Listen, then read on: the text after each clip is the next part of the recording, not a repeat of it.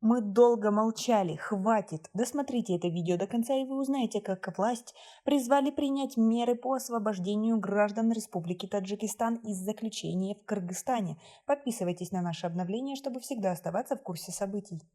Известный таджикский политолог Парвиз Муладжанов опубликовал в Фейсбуке пост в защиту соотечественников, которые были осуждены в Кыргызстане за участие в апрельском пограничном конфликте.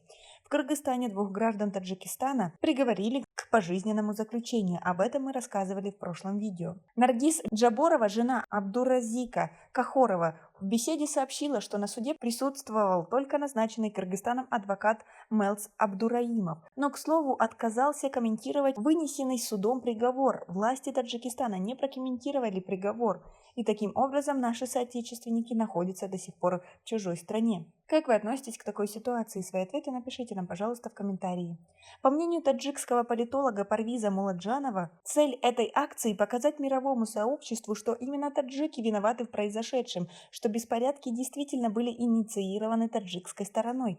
Политолог недоумевает, почему с той стороны никого не привлекли к ответственности. Муладжанов призвал правительство Таджикистана принять меры по освобождению своих граждан.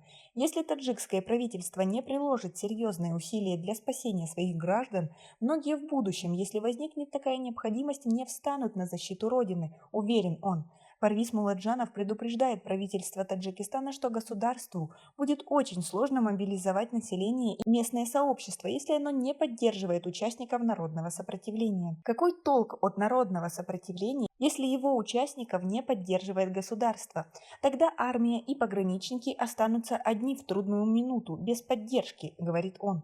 По мнению таджикского политолога, на той стороне границы было много тех, кто принимал активное участие в беспорядках и поджогах домов граждан Таджикистана, но ни один из них не был привлечен к ответственности. Если бы арестовали хотя бы 2-3 из них, то сегодня была бы возможность заменить их нашими осужденными гражданами. Как отмечает Муладжанов, не только народ должен защищать государство, но и государство должно любыми средствами поддерживать каждого из своих граждан. Вы согласны с ним? Свои ответы напишите нам, пожалуйста, в комментарии. У нас пока на этом все. Оцените наше видео подпиской и лайком. До скорой встречи!